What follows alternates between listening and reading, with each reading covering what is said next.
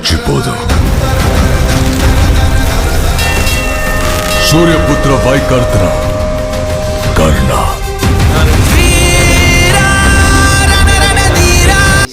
యజ్ఞయాగాదులు చేస్తూ ఉంటారు.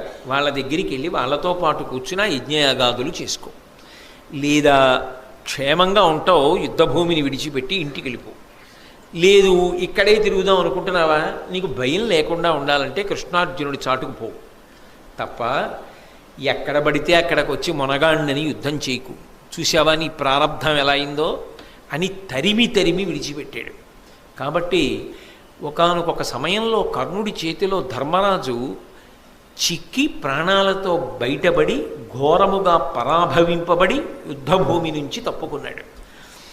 తర్వాత భీముడు ధర్మరాజు గారి జోలికి కర్ణుడు వెళ్ళాడనేటటువంటి కోపంతో ఆ కర్ణుడి మీదకొచ్చి ఒక భయంకరమైనటువంటి బల్యాన్ని విసిరాడు. ఆ బల్యం కర్ణుడి యొక్క శరీరంలోంచి దిగబడి అవతల వైపుకి వెళ్ళిపోయింది. వెంటనే ప్రాణాలు పోయాయా అన్నట్టుగా కర్ణుడు రథంలో ఒరిగిపోయాడు. ఒరిగిపోగానే అర్జునుడు భీముడు తన రథం దిగి పరిగెత్తుకుంటూ వచ్చి కర్ణుడి యొక్క నాలుక కోసిపోయాడు. ఎందుకని అంటే ఈ నాలుకతోటి ఈ నోటితోటి ఒకానొకప్పుడు కురుసభలో మాట్లాడకూడని మాటలు మాట్లాడాడు. కాబట్టి వీడి నాలుక ఉండడానికి వీల్లేదు, వీడి నాలుక కోసేస్తానని నాలుక పైకి లాగి కొయ్యబోయాడు. వెంటనే శల్యుడు జోక్యం చేసుకుని ఒక మాట చెప్పాడు, నువ్వు నాలుక కోసేస్తే చచ్చిపోతాడు, చచ్చిపోలేదు బతికున్నాడు, ఇంకా స్పృహ తప్పాడు. ఇప్పుడు నువ్వు నాలుక కోస్తే చచ్చిపోతాడు, చనిపోయాడు అనుకో, నీ తమ్ముడు ప్రతిజ్ఞ చేశాడు అర్జునుడు కర్ణుడిని చంపుతానని. అప్పుడు అర్జునుడి ప్రతిజ్ఞ ఏమవ్వాలి? నీ తమ్ముడి ప్రతిజ్ఞ గుర్తు తెచ్చుకుని ఈ కర్ణుడిని వదిలి అన్నాడు. మామా భలే జ్ఞాపకం చేశావు, ఇలా జ్ఞాపకం చేయకపోతే ఆవేశంలో కోసేద్దును సుమా కర్ణుడి నాలుక, చచ్చిపోతే మా తమ్ముడి ప్రతిజ్ఞ పోనని చెప్పి భీముడు విడిచిపెట్టి వెళ్ళిపోయాడు. వెళ్ళిపోయిన తరువాత మళ్ళీ స్పృహొచ్చిన తరువాత మళ్ళీ లేచాడు. లేచి పాంచాల వీరుల్ని నకుల సహదేవుల్ని ఉపపాండవులను సాత్యకిని విశేషంగా బాధించాడు కర్ణుడు. అంటే ఆయన యొక్క అస్త్రవిద్య కానీ ఆయన శౌర్య పరాక్రమములు కానీ తక్కువ అని చెప్పడం మాత్రం సాధ్యం కాదు. భీముడు అంటారా మహానుభావుడు, అద్భుతమైనటువంటి యుద్ధవీరుడు. అలాగే వేరొక పర్యాయం, రెండో పర్యాయం ధర్మరాజు గారు నకులుడు సహదేవుడు కర్ణుడి యొక్క ధాటిని తట్టుకోలేక ముగ్గురు ఒక్క రథమే ఎక్కేవలసి వచ్చింది. కర్ణుడికి దొరికితే చంపేస్తాడని చెప్పి ముగ్గురు ఒక రథమే ఎక్కారు. ఎక్కి ఇంకా కర్ణుడి చేతి నుంచి తప్పించుకొని ప్రాణాలతో బయటపడితే చాలన్న స్థితిని పొందారు. కుంతీదేవికి ఇచ్చినటువంటి మాట జ్ఞాపకానికి వచ్చి రెండో మాట దొరికిన ధర్మరాజుని నకులుణ్ణి సహదేవుణ్ణి మాత్రం చంపలేదు, కానీ చంపేసినంత పని చేశాడు. ఆ యుద్ధం చూసిన వాళ్ళకి ఏమనిపించిందంటే ఒక్క క్షణంలో ముగ్గురిని కర్ణుడు మట్టు పెట్టేస్తాడు, ముగ్గురు చచ్చిపోతారనిపించింది. అప్పుడు శల్యుడు జోక్యం చేసుకున్నాడు. అదే సమయానికి భీముడు దుర్యోధనుణ్ణి ఆక్రమించి దుర్యోధనుణ్ణి చంపడానికి సిద్ధమవుతున్నాడు. దుర్యోధనుడు భీముడికి దొరికాడు, ధర్మరాజు నకులుడు సహదేవుడు కర్ణుడికి దొరికాడు. వెంటనే శల్యుడు తెలివితేటలుగా అన్నాడు, నువ్వు ఇక్కడ ధర్మరాజుని నకులుణ్ణి సహదేవుణ్ణి చంపేస్తావు, ఎవరి కోసం ఈ యుద్ధం? అది అక్కడ చచ్చిపోవడానికి సిద్ధంగా ఉన్నాడు దుర్యోధనుడు. తీరా దుర్యోధనుణ్ణి చంపేసిన తర్వాత వీళ్ళ ముగ్గురిని చంపినా ఎవరి కోసం ఈ యుద్ధం, ఎవరి కోసం ఈ విజయం? కాబట్టి వీళ్ళని చంపడం కాదు, ముందెళ్ళి నీ ప్రభువుని కాపాడన్నాడు. అనగానే వీళ్ళ ముగ్గురిని వదిలేశాడు. ఎటూ చంపడలేండి, వీళ్ళ ముగ్గురిని వదిలి మళ్ళీ భీముడి మీద యుద్ధం చేసి దుర్యోధనుణ్ణి విడిపించుకునేటటువంటి ప్రయత్నంలో వెళ్ళిపోయి ఆ దుర్యోధనుణ్ణి విడిపించుకున్నాడు. కర్ణుడు మధ్యందినటువంటి మార్తాండుడైపోయాడు. ఆ రోజు మధ్యాహ్న యుద్ధంలో అయిపోయి భార్గవాస్త్రాన్ని ప్రయోగించాడు, పరశురాముడిచ్చిన అస్త్రం. ఆ అస్త్రాన్ని ప్రయోగించడం వల్ల పాండవ సైన్యం అంతా కాకావికలైపోయింది. అందరూ సూర్యపుత్ర వైకర్త్ర మారిపోతున్న సమయంలో గమనించి ఈ సమయంలో మనం కూడా కర్ణుడి ముందుకు వెళ్ళడం మంచిది కాదు అర్జున. ఎందుచేత అంటే ఆయన దుర్నిరీక్షుడై ఉన్నాడు, చాలా ఉత్సాహంతో ఉన్నాడు. ఇటువంటి సమయంలో మనం ఎదురుపడితే కర్ణుడి యొక్క వీర ప్రదర్శనమునందు తట్టుకు నిలబడగలమన్న నమ్మకం తక్కువ. కాబట్టి కొంతసేపు అసలు కర్ణుడి ముందుకి వెళ్ళద్దు అన్నాడు కృష్ణుడు. వెంటనే అర్జునుడు అన్నాడు, పట్టపగలింటి సూర్యుని పగిది కర్ణుడు ఉగ్రమూర్తి అయి వెలుగుచునున్నవాడు, మన రథం విప్పుడు మాధవ మరలని బ్రతికియుండిన శుభములు పడయము. సూర్యపుత్ర వైకర్త ఉన్నాడంటే కర్ణ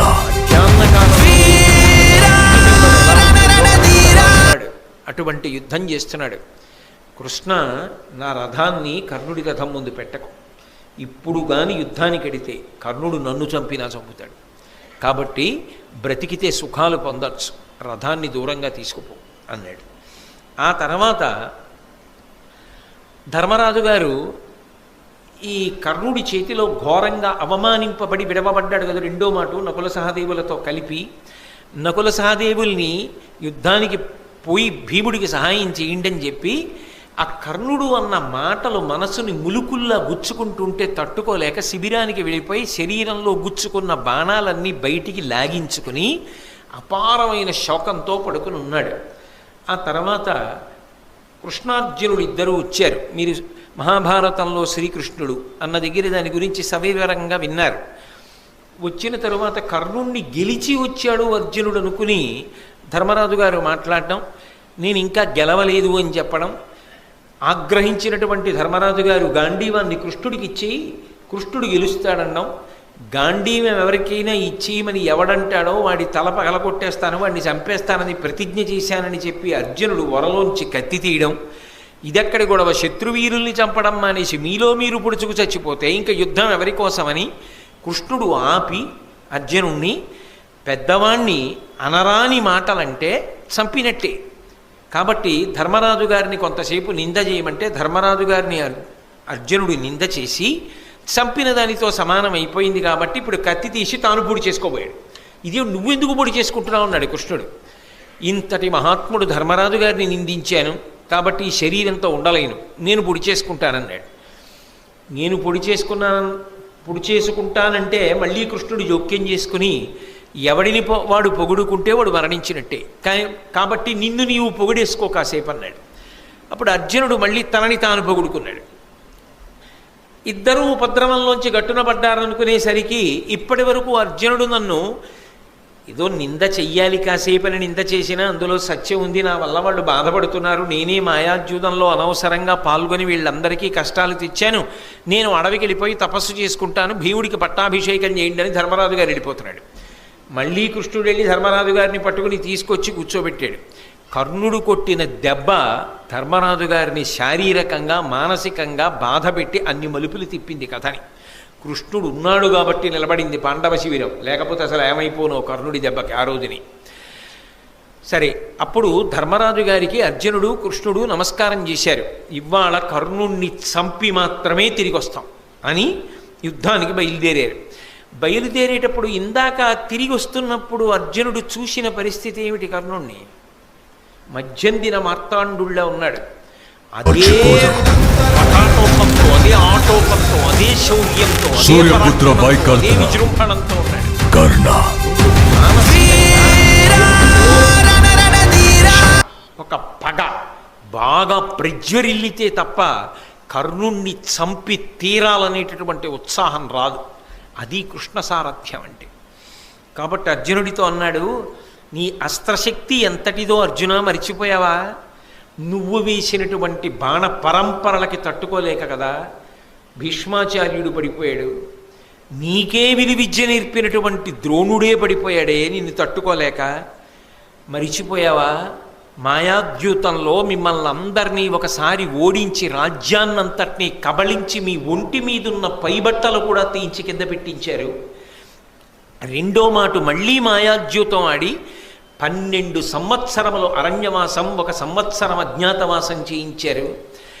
13 సంవత్సరాలు మీరు పడ్డ కష్టాలకన్నింటికీ కారణమైన ప్రధానుడు కర్ణుడితో యుద్ధానికి ఎడుతున్నాం అర్జున. నీ పౌరుషాన్నంతటినీ కూడా పుంజుకో, నీ ప్రతాపాన్నంతటినీ ప్రదర్శించు, కర్ణుడి తల తెగిపోవలసిందే ఇవాళ. కాబట్టి అన్ని పాపములు చేసిన వాడు ఇవాళ నీ కంటపడుతున్నాడు అంటే అర్జునుడిలో ఎంత పౌరుషం పెరుగుతుంది అంటూ ఇంకొక మాట అన్నాడు. అన్నిటికన్నా ఒక్క విషయాన్ని గుర్తుపెట్టుకో, ఏ మత్స్యయంత్రాన్ని కొట్టి నువ్వు ద్రౌపదీదేవిని భార్యగా స్వీకరించడానికి సిద్ధపడ్డావో, తదనంతరం వేదవ్యాసుని యొక్క వాక్కు చేత, కుంతి వాక్కు చేత ద్రౌపదీదేవి మీ 5గురికి భార్య అయిందో, ఎవరు రాజసూయాగం చేసిన తరువాత అవబృధ స్నానం చేసినటువంటి తలకట్టుతో ఆ దుర్యోధనుడి యొక్క సభలోకి ప్రవేశించిందో, ఏ ద్రౌపదీదేవి యొక్క కొప్పు పట్టి ఈడ్చి వస్త్రాపహరణం చేశారో, ఏ ద్రౌపదీదేవి వంక కర్ణుడి తిరిగి జూదంలో ఓడిపోని 6వ భర్తని వితుక్కో అని నవ్వాడో, అటువంటి దుర్మార్గుడైన కర్ణుడి మీద యుద్ధానికి ఎడుతున్నావు. తల మిగలచ్చా కర్ణుడిది అంటే ఇక అర్జునుడు ఎంత పగతో వెళ్ళాలో అంత పగతో వెళ్ళడానికి, అంత ఉత్సాహం పుంజుకోవడానికి కావలసినది నూరి పోషేశాడు కృష్ణ పరమాత్మ. చిట్ట చివర నీకు 2 మాటలు చెప్తా అర్జున, నేనే రాయబారానికి వెళ్ళా మీకోసం. నేను రాయబారానికి వెళ్ళినప్పుడు నన్నే పట్టాలి, బంధించాలి అని ప్రయత్నం చేసిన దుష్టచతుష్టయంలో ఈ కర్ణుడు లేడా? కృష్ణుడంటే ప్రాణం అర్జునుడికి. నన్ను పట్టాలనుకున్నాడు కదా, ఇప్పుడు నువ్వు పౌరుషం ప్రదర్శించవా? దానికి ప్రతీకారం ఇప్పుడు చెయ్యవా? అన్నిటికన్నా అర్జున నువ్వు స్మరించవలసినది ఒకటి ఉంది. నీ కొడుకు ముక్కుపచ్చలారనివాడు, మహావీరుడు. నువ్వు లేనప్పుడు పద్మవ్యూహాన్ని భేదించి లోపలికెడితే చుట్టుముట్టి అపాయాన్ని కల్పించి కుట్ర చేసి వెనక నుంచి బాణం వేసి అతని విల్లు విరిచి కత్తి పలక పట్టుకుని ఆకాశానికి ఎగిరి కిందకి దిగుతుంటే అతని పలకని భేదించి ఆ అభిమన్యుడు అర్జున నీ కొడుకు మరణించడానికి కారణం ఆ కర్ణుడే. అటువంటి కర్ణుడితో చాలాసేపు యుద్ధం చేస్తావా? నీతో యుద్ధం చెయ్యలేక కర్ణుడి తల తెగి భూమి మీద పడిపోద్దా? అది నువ్వు చూడద్దా? నీ బంధువులు, నీ యొక్క హితాన్ని కోరుకునేవాళ్ళు, నీ శ్రేయోభిలాషులు ఎంతమంది ఎన్నిసార్లు మనసు కష్టపెట్టుకున్నారా కర్ణుడి యొక్క ప్రవర్తనకి? అటువంటి వాడు ఇవాళ నీకు ఎదురుపడబోతున్నాడు. అర్జునుణ్ణి చంపుతానని ఇన్ని మాటలు ప్రగల్భములు పలికినవాడు, ప్రతిజ్ఞ చేసినవాడు నీ కంటి ముందు పడుతున్నాడు. ఆ కర్ణుణ్ణి చంపుతానని నువ్వు ప్రతిజ్ఞ చేశావు కాబట్టి ఇవాళ నీ ప్రతిజ్ఞ నువ్వు నెరవేర్చుకుని పరమ సంతోషంతో నిన్ను కన్న తల్లి కుంతి ముందుకెళ్ళి అమ్మా ప్రతిజ్ఞ నెరవేర్చుకున్నానని చెప్పాలి. ద్రౌపదీదేవి ముందుకెళ్ళి చెప్పాలి, మీ అన్నయ్య హృదయశల్యంతో బాధపడుతున్నాడు, కర్ణుడు ఇంతగా నన్ను పరాభవించాడని. మీ అన్న ఆనందపడేటట్టుగా కర్ణవధ జరగాలి. అర్జున ఈ మాటలన్నీ విన్నాడు, పరమానందం పొంది కృష్ణ రథాన్ని పోనీ కర్ణుడి వైపు కన్నాడు. అర్జునుడి రథం ఎప్పుడైతే కర్ణుడి వైపుకి దూసుకొస్తోందో కర్ణకుమారుడు అడ్డుపడ్డాడు. కర్ణుడు చూస్తుండగా ఆ కర్ణుడి యొక్క కుమారుణ్ణి ఉత్తమౌజుడు అనబడేటటువంటి పాండవ వీరుడు సంహరించాడు. ఇవన్నీ కర్ణుడి పాలిట దారుణమైనటువంటి విషయాలు యుద్ధంలో. ఎందుకని అంటే ఏదో మాయ చేశారో లేకపోతే కుట్ర చేశారో అని నేను అంటలేదు. దారుణమైన విషయము అంటే మనసు చితికిపోవడానికి, అంత ఉత్సాహంతో ఉన్న మనసు నీరు కారిపోవడానికి కావలసిన సంఘటనలు జరుగుతున్నాయి. అంటే దైవము యొక్క ప్రచోదనం అలా ఉంది. భారత యుద్ధం పూర్తయిపోవాలంటే కర్ణుడు పడిపోవడం వినా మార్గం లేదు. అందుకే కళ్ళ ముందు కుమారుడు మరణించాడు. ఎంత తండ్రి అయినా ఆ కళ్ళ ముందు కొడుకు పడిపోయినప్పుడు కర్ణుడు తట్టుకోలేకపోయాడు, వివశుడయ్యాడు. 10 మంది కురుకుమారులు అర్జునుణ్ణి ఆపబోయారు, కానీ అర్జునుడు ఆ 10 మందిని సంహరించాడు. ఇంకొంచెం ముందుకెడుతున్న సందర్భంలో భయంకరమైనటువంటి సన్నివేశం జరిగింది. దుశ్శాసనుడు కనబడ్డాడు భీముడికి. ఈ దుర్మార్గుడు నా కన్నులకు ఎదురుగుండా ఇవాళ కనబడ్డాడు, వీణ్ణి చంపుతానని ఎక్కడలేని పౌరుష ప్రతాపాలతో భీముడు వెళ్ళి గదాయుద్ధం చేసి ఆ దుశ్శాసనుడి యొక్క శరీరాన్ని రెండు చేతులతో ఎత్తి పట్టి గిరగిరా తిప్పి నేలకేసి కొట్టి పాదాలతో శరీరాన్ని తొక్కి మోకాలితో కంఠం మీద అదిమి పట్టి నొక్కి తలని గిరగిరా తిప్పి ఇంకా పగ తీరక ఆయన మీద కూర్చుని దుశ్శాసనుడి మీద నృసింహస్వామి హిరణ్యకశిపుని యొక్క గుండెలు ఎలా బద్దలగొట్టాడో అలా వక్షస్థలాన్ని చీల్చి ఆ నెత్తురు దోషిటితో పట్టుకుని త్రాగి చిన్నప్పుడు తాగిన పాల కన్నా అంతఃపురంలో తాగిన పళ్ళరసాల కింద కక్ష తీరేటట్టు తాగిన ఈ నెత్తురు రుచి ఎక్కువ అని ఆ నెత్తురు తీసి ఒళ్ళంతా చల్లుకుని పదే పదే చుట్టూ తిరుగుతూ వచ్చి దుశ్శాసనుణ్ణి తొక్కుతుంటే అటు దుర్యోధనుడు ఇటు కర్ణుడు బాణం వెయ్యడం కూడా మరిచిపోయి భీముణ్ణి చూస్తూ నిలబడిపోయారు. అంత ఉగ్రమూర్తి అయి ఆ దుశ్శాసనుణ్ణి సంహరించాడు భీముడు. తన కళ్ళ ముందు కొడుకు పోయాడు, కళ్ళ ముందు 10 మంది పోయారు ఆ కురుకుమారు. వెంటనే భయంకరమైన రీతిలో దుశ్శాసనుడు పోయాడు. అసలు ఆ భీముడి యొక్క రూపాన్ని చూశారు. నెత్తురంతా ఒంటి మీద చల్లేసుకుని యుద్ధభూమిలో పరిగెడుతుంటే ఆ భీముణ్ణి చూసి పారిపోయింది కురుసైన్యం అంతా. ఎవరి జోలికి వస్తాడో ఎవరడ్డొస్తే ఏం చేస్తాడో అని. అటువంటి భీకర సమయంలో మనసంతా కదిలిపోయింది. కర్ణుడు కూడా నిశ్చేష్టుడైపోయాడు, దుర్యోధనుడు నిశ్చేష్టుడైపోయాడు. అటువంటి సమయంలో ఇంకొక 10 మంది కురుకుమారులు భీముడి వైపుకి ఎడుతుంటే అర్జునుడు ఆ 10 మందిని చంపేశాడు. అప్పటికి దుర్యోధనుడి యొక్క 20 మంది సోదరులు పోయారు, కర్ణుడి యొక్క కొడుకు పోయాడు, దుర్యోధనుడి యొక్క తమ్ముడు భీముడి చేతిలో పోయాడు దుశ్శాసనుడు.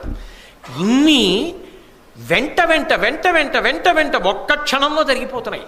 ఎంత పెద్ద మంట అయినా 10 బిందెలతో అదే పనిగా తెచ్చి నీళ్లు పోసేస్తుంటే ఎలా చల్లారిపోతుందో అప్పటి వరకు మధ్యందిన మార్తాండుడిలా వెలిగిపోయిన కర్ణుడిలో ఉన్నటువంటి పౌరుష ప్రతాపాలు కొంత తగ్గడానికి, ఆయన మనసు వికలమవడానికి ఇది కారణమైంది. దీనికి తోడు కర్ణుని యొక్క కుమారుడు ఉన్నాడు, ఆయన పేరు వృషసేనుడు. అతడు ఒక్కడే ధైర్యం చేసి భీముడి వైపుకి వెళ్ళాడు. కానీ భీముడు ఆయనతో యుద్ధం చేశాడు. ఈలోగా అర్జునుడు శక్తివంతమైనటువంటి బాణాన్ని ప్రయోగించి కర్ణుడి కళ్ళ ముందే ఆ కొడుకు వృషసేనుడి యొక్క తల తరిగేశాడు. కళ్ళ ముందు ఇంకొక కొడుకు తల తెగి నేల మీద పడిపోయింది. ఇవన్నీ చూసిన తరువాత ఎంతటి వాడికైనా మనస్సు వికలమైపోతుంది. కర్ణుడు అర్జునుడితో యుద్ధానికి వెళ్లే ముందు జరిగినటువంటి సంఘటనల పరంపర. ఈలోగా ఆకాశంలోకి దేవేంద్రుడు, బ్రహ్మగారు, పరమశివుడు వీళ్ళందరూ వచ్చి నించున్నారు. నించుని నరనారాయణులు, ఆ కృష్ణార్జునులు ధర్మ సంస్థాపన కోసం అవతరించిన వారు. ఈ కర్ణుడు అధర్మపక్షాన్ని ఆశ్రయించినవాడు. ఆయన యందు సుగుణములు ఉండవచ్చుగాక, కానీ ఈ కర్ణుడి శరీరము నేల పడిపోవుగాక, ఇతడు అర్జునుడి చేతిలో ఓడిపోవుగాక, పాండవులు గెలిచెదరుగాక అని ఏకంగా ఇంద్రుడు, బ్రహ్మగారు, పరమశివుడు పైనుంచి ఆశీర్వచనం చేశారు. దానికి తోడు కృష్ణ పరమాత్మ సారథ్యం చేస్తున్నాడు. ఇద్దరి మధ్య భయంకరమైన యుద్ధం ప్రారంభమైంది. అటు కృష్ణార్జునులు ఇద్దరూ శంఖాలు పూరించారు, ఇటు కర్ణశల్యులు ఇద్దరూ శంఖాలు పూరించారు. ఒకరు వేసిన అస్త్రానికి తీసిపోకుండా రెండో వారు అస్త్రం వేస్తున్నారు. కర్ణార్జునుల యొక్క యుద్ధం జరుగుతుంటే ఇక చాలా సైన్యం మనమే ఉంది, క్షణాల మీద కొట్టుకోవచ్చు, చావచ్చు, ఈ యుద్ధం మళ్ళీ చూడడం కుదురుతుందా అని యుద్ధం మానేసి చూస్తూ నిలబడ్డారు. అంత భయంకరమైనటువంటి యుద్ధం జరిగింది. ఇక అర్జునుణ్ణి నిర్జించాలనేటటువంటి బలమైన సంకల్పంతో తాను ఖాండవవన దహనం చేసినప్పుడు తన దగ్గరికి వచ్చి నాగాస్త్రంగా మారినటువంటి అశ్వసేనుడు అనబడేటటువంటి సర్పానికి సంబంధించినటువంటి బాణము కర్ణుడు వరలో పెట్టి ప్రత్యేకంగా చందనముతోటి పుష్పాలతోటి పూజ చేసి ఎప్పుడూ భద్రంగా ఉంచుతాడు. అటువంటి బాణాన్ని తీసి గురి చూసి సంధించి అర్జునుడి మీదకి విడిచిపెడుతున్నాడు. శల్యుడు కర్ణుడి వంక చూసి అన్నాడు, నువ్వు పెట్టిన గురి సరికాదు, కంఠానికి పెట్టపోయి క్రీగంటి దగ్గర పెట్టావు, మార్చ్ అన్నాడు. ఈ మాట అనేటప్పటికీ కర్ణుడికి ఎక్కడలేని కోపం వచ్చింది. నేను యోధాన యోధుణ్ణి, నాకు గురి పెట్టడమే రాదా? నువ్వు అన్నావు కాబట్టి నేను గురి మార్చను, నేను అలాగే వేస్తాను బాణాన్ని అని బాణం వేశాడు. అది నిజానికి అర్జునుడి యొక్క కంఠాన్ని ఉత్తరించెయ్యాలి, కానీ సారథ్యం చేస్తున్నవాడు ఎవరు? కృష్ణ పరమాత్మ. అందుకే ఆయన రథాన్ని 5 అంగుళాలు భూమిలో దిగబడిపోయేటట్టుగా తొక్కాడు. ఆ బాణం కంఠానికి గురిపెట్టింది. 5 అంగుళాల రథం కిందకెళ్లడంలో, అర్జునుడు కూడా కిందకెళ్లడంలో కిరీటాన్ని కొట్టి వెళ్ళిపోయింది. అయినా పగ తీరక అది మళ్ళీ వస్తుంటే కృష్ణుడు ఈ వృత్తాంతాన్ని అంతటినీ చెప్పిన కారణం చేత 6 బాణములు ప్రయోగించి అర్జునుడు ఆ సర్ప సంబంధమైన బాణాన్ని తుత్తునియలు చేసేశాడు, ముక్కలు చేసేశాడు. కర్ణుడు ఎంతో కష్టపడి యుద్ధం చేస్తున్నాడు. భార్గవాస్త్రం జ్ఞాపకానికి వస్తుందేమో అర్జునుడి మీద ప్రయోగిద్దామని ఎంతో ప్రయత్నం చేశాడు. పరశురాముడి శాపం ఉంది కదా, భార్గవాస్త్రం స్ఫురణకి రాలేదు. అవతల అర్జునుడు బాణములు కుప్పించేస్తున్నాడు. అదే సమయంలో ఆ కర్ణుడి యొక్క రథచక్రం భూమిలో దిగబడిపోవడం మొదలుపెట్టింది. అవతల సరిగ్గా నిలబడడానికి లేదు. భార్గవాస్త్రమా జ్ఞాపకానికి రావట్లేదు. అర్జునుడా బాణ పరంపర కురిపించేస్తున్నాడు. రథమా కదలదు, ధనస్సా విరిచేశాడు. అయినా ఇంకొక ధనస్సుని బాణాన్ని తీసుకుని యుద్ధం చేశాడు. ఎంత గొప్ప యుద్ధం చేశాడంటే గాంధీవం యొక్క అల్లెతాడు కట్టే ముడి విడిపోయేటట్టుగా కొట్టాడు. మళ్ళీ ముడిని సరిచేసుకుని అర్జునుడు యుద్ధం చేశాడు. కిందకి దిగి ఆ రథం యొక్క కాడి కింద తన భుజం పెట్టి ఆ రథాన్ని పైకెత్తడం కోసమని ప్రయత్నించాడు. అయినా ఆ రథం పైకి రాలేదు. కానీ ఆశ్చర్యం ఏమిటంటే ఈ భూమి అంతా కులపర్వతాలతోటి సముద్రాలతోటి 6 అంగుళాల పైకి లేచింది. అంటే కర్ణుడి యొక్క భుజశక్తి అటువంటిది. మొత్తం భూమి లేచింది, కానీ ఆ రథం మాత్రం భూమిలోంచి పైకి రాలేదు. జ్ఞాపకానికి వచ్చింది, ఒకప్పుడు ధేనువుని కొట్టాను, కావాలని కొట్టలేదు, సాధన చేస్తుండగా బాణం తగిలింది. వేడుకున్నాను ఆ బ్రాహ్మణుణ్ణి, నీకు అనేక ఆవులు ఇస్తాను, దూడలు ఇస్తానన్నాను. ఆయన వినలేదు. ఎవరిని మనసులో పెట్టుకుని ఇంత తీవ్ర సాధన చేసి ధేనువు మీద బాణం పడేటట్టుగా కొట్టావో ఆ వీరుడితో యుద్ధం చేసేటప్పుడు నీ రథచక్రము భూమిలో కుంగిపోవుగాక అని శపించాడు. వెంటబడి ప్రతిమాలిన ఆయన అంగీకరించలేదు, ఆ శాపాన్ని ఉపసంహారం చేయలే. అందుకే రథచక్రం భూమిలో దిగబడిపోయింది అనుకున్నాడు. అనుకుని అర్జునుడి వంక చూసి ఆ అర్జునుడన్నాడు, అరదంబు చక్రంబు ధరజాల కృంగిన ఎత్తెద అంతకు నీయకుండు, ఏను భూమిస్థుడ నీవు రథస్థుండ, వియ్యడ తగవగు నీయకునికి విరిదలవానికి విరధుని ఆయుధం విడినవానిని శూరులేయరిందు, మహిత శూరుడవు అనుమాత్రగా మహిత శూరుడవను మాత్రగా ఉత్తమ కులుడవు రణధర్మ కోవిదుండవు, ఇట్టి నీవు తగిన ఎట్టి భంగిన అని చెయ్యవలయు, ఇట్లు చెప్పుటెల్ల పాడి ఏర్పడంగా పలుకుట గాని గోవిందునకును నీకు వెరచి కాదు. అర్జున, నువ్వు రథం మీద ఉన్నావు, నేను భూమి మీద ఉన్నాను. నా రథచక్రం కుంగిపోయింది, నా రథచక్రం భూమిలోంచి పైకి రావట్లేదు. నేను రథాన్ని ఎత్తి సరిచేసుకునే ప్రయత్నం చేస్తున్నాను. అయినా ఎదుటి వీరుడు భూమి మీద ఉన్నా, లేక అస్త్రములను విడిచిపెట్టి వెన్ను చూపించి పారిపోతున్నా, తల విరబోసుకుని ఉన్నా, అటువంటప్పుడు ధర్మాత్ముడైనటువంటి ఎదుటి వీరుడు బాణములు వేసి కొట్టకూడదు. నువ్వు ఉత్తమ వంశమునందు జన్మించావు, గొప్ప అస్త్ర విద్య నేర్చుకున్నావు, ధర్మం తెలిసిన్నవాడివి. నేను ఇప్పుడు బాణములు వెయ్యలేని స్థితిలో ఉన్నాను, రథాన్ని ముందు భూమి మీద సరిచేసుకునే ప్రయత్నంలో ఉన్నా. అయినా నువ్వు ఆపకుండా బాణప్రయోగం చేస్తున్నావు. కొంతసేపు బాణప్రయోగం ఆపు. నీకో గోవిందుడికో భయపడి నేను ఈ మాట చెప్పట్లేదు, ధర్మం చెప్పాలి కాబట్టి చెప్తున్నాను అన్నాడు. అంటే కృష్ణ పరమాత్మ అన్నాడు, అబ్బా ఇప్పుడు ధర్మం జ్ఞాపకానికి వచ్చిందా? జ్ఞాపకానికి వస్తే రక్షించేది కాదు ధర్మం, అనుష్ఠిస్తే రక్షించేది. నువ్వు ఎంత ధర్మాన్ని అనుష్ఠించావు జీవితంలో? పాండవులను తక్కువ చేసి మాట్లాడినప్పుడు ఈ ధర్మం జ్ఞాపకానికి రాలా? ద్రౌపదీదేవిని అవమానించినప్పుడు ఈ ధర్మం జ్ఞాపకానికి రాలా? అదే పనిగా అర్జునుణ్ణి చిన్నతనం చేసి మాట్లాడినప్పుడు ఈ ధర్మం జ్ఞాపకానికి రాలా? నువ్వు పాటించనిది ధర్మం, నీకు అక్కడికి రమ్మంటే ఎక్కడి నుంచి వస్తుంది? ఇతని రథచక్రము పైకి లేవదు అర్జున, ఎందుకంటే ఇతనికి శాపం ఉన్నది. కాబట్టి నువ్వు వేచి ఉండవలసిన అవసరం లేదు. అతని రథము భూమి మీదకి సక్రమంగా వస్తుందనుకుంటే ఆగవచ్చు, అది వచ్చే సమస్యే లేదు, ఎందుకంటే అది శాపం. కాబట్టి బాణప్రయోగం చెయ్యి అన్నాడు. వెంటనే అర్జునుడు ఒక దివ్యమైనటువంటి బాణాన్ని తీసి, ఏను తపశ్చరణంబున దానంబున గురుజనాభితర్పణమున నిత్యాసూన వ్రతశీలుడని నీయు కర్ణు తలత్రించు ఈ శరమనియన్.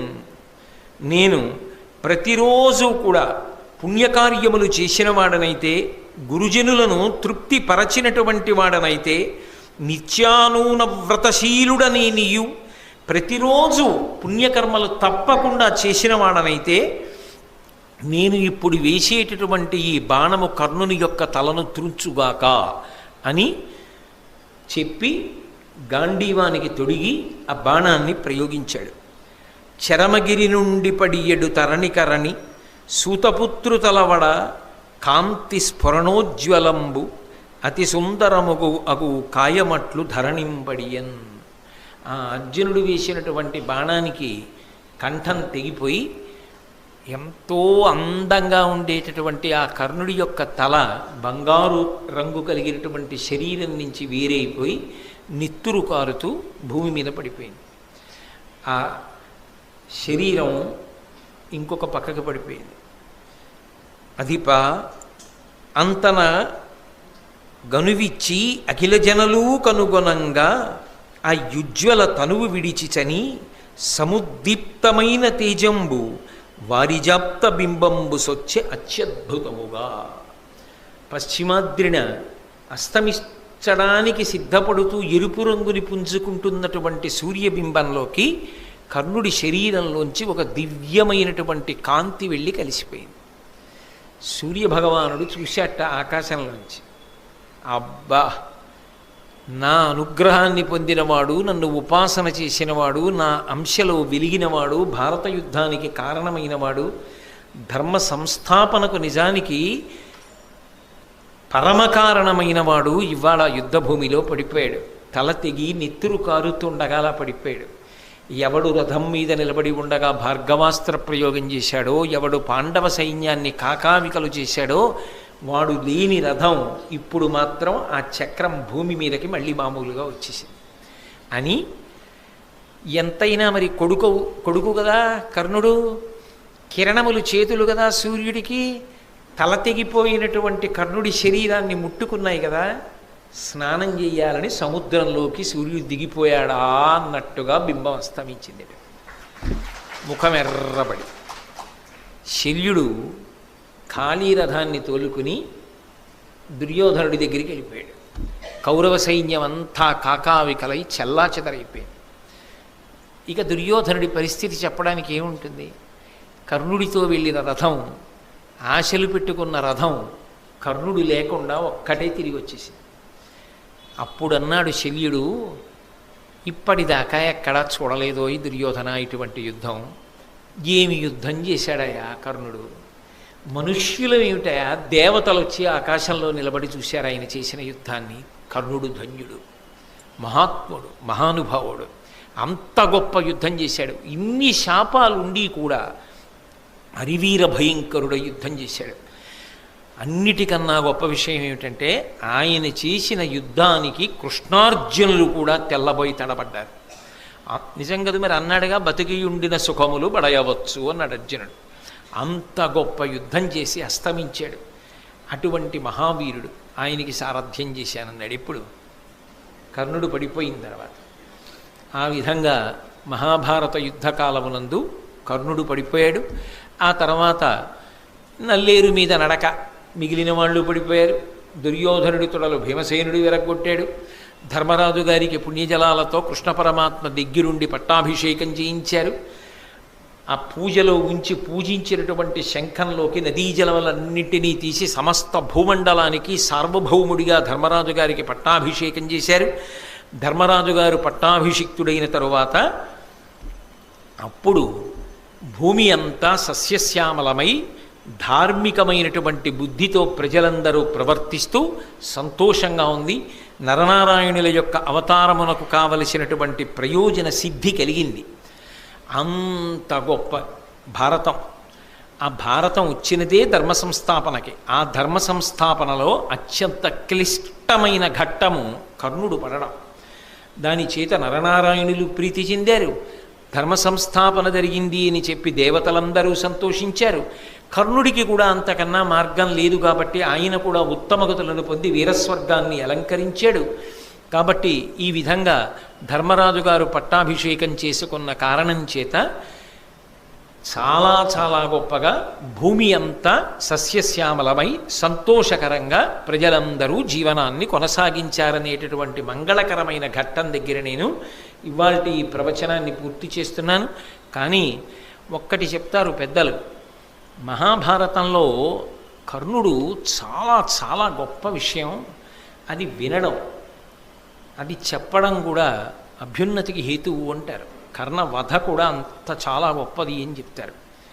చాలా ఆశ్చర్యకరంగా ఇవాళ నేను కర్ణవధ చెప్పాలి అని తెల్లవారకట్ట లేచి అయ్యో కర్ణుడు పడిపోవడం చెప్పాలి, ఇవాళ కర్ణుడు పడిపోవడం చెప్పాలి అని మానసికంగా సిద్ధపడుతున్నా. ఎందుకంటే అటువంటి క్లిష్టమైన విషయం చెప్పడం నాకు బాధాకరమే. నేను సభలో పంచుకోలేను. కానీ మహాభారతము ఎంత శక్తివంతమైనదో నాకు ఇవాళ అనేక సందర్భాల్లో నిరూపణమైంది. నేను అటువంటి సందర్భాలు జరిగినప్పుడు నా భార్యని పిలిచి చూపించాను కూడా. చూసావా మహాభారతం ఎంత శక్తివంతం, ఎంత ఆశ్చర్యకరమైన విషయాలు జరుగుతున్నాయో చూసావా అని నేను నా భార్యతో పంచుకున్నాను. అంటే ఇవాళ నేను ఎప్పుడూ రానివాడిని సభకి ఆలస్యం అయ్యానంటే నా ప్రమేయం లేకుండా ఇవాళ చాలాసేపు గోశాలలో ధ్యానమందిరం దగ్గర కృష్ణ భగవానుడి దగ్గర నన్ను అట్టిపెట్టిన తరువాత పరమాత్మ ఈ ఘట్టాన్ని పూర్తి చేయడానికి పంపించాడు. అంటే అది సామాన్యమైన ఘట్టం కాదు. మహాభారతంలో కర్ణుడి పాత్ర పరిశీలనం అంత గొప్పది అని పెద్దలు ఎందుకు చెప్తారో స్వానుభవంలో నాకు అర్థమైంది. ఇది నేను కేవలంగా ఈ విషయాలు సభలో పంచుకోలేను. కానీ కొంతవరకు మీరు ఆ నమ్మకం కలిగిన వారు, ఆ సద్బుద్ధి కలిగిన వారు కాబట్టి ఈ రెండు మాటలు చెప్పకుండా ఉండలేక చెప్పాను. ఈసారి ఫిబ్రవరి 27వ తారీఖున ప్రారంభం చేసినటువంటి భారత ప్రవచనం ఇవాల్టితో పూర్తయిపోయింది. మళ్ళీ వేరొక పర్యాయం మహాభారతాన్ని ప్రారంభం చేసినప్పుడు ఏ మహానుభావుడి గురించి విన్న కారణం చేత అపారమైనటువంటి పుణ్యం కలుగుతుందని పెద్దలు చెప్తారో, ఎవరి గురించి విన్న కారణం చేత తేజస్సు లభిస్తుందో, ఎవరి గురించి విన్న కారణం చేత కృష్ణ పరమాత్మ మహదానందాన్ని పొందుతాడో అటువంటి ధర్మరాజు గారితో ప్రారంభం చేస్తాను. మళ్ళీ మహాభారత ప్రవచనం ఎప్పుడు ప్రారంభం చేస్తాను అన్న విషయాన్ని నేను ఇప్పుడు ప్రకటించలేను. కానీ ఆ తేదీ ప్రకటింపబడవలసిన సమయం ఆసన్నమైనప్పుడు గోపాలకృష్ణ గారు దాన్ని మీకు అందరికీ అందుబాటులోకి వచ్చేటట్టుగా చూస్తారు. కాబట్టి ఇవాల్టితో ఈ ప్రవచనాలు పూర్తి చేసినట్టు.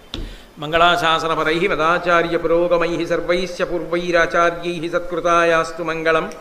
మంగళం కోసలేంద్రాయ మహనీయ గుణాత్మనే చక్రవర్తి తనూజాయ సర్వభౌమాయ మంగళం.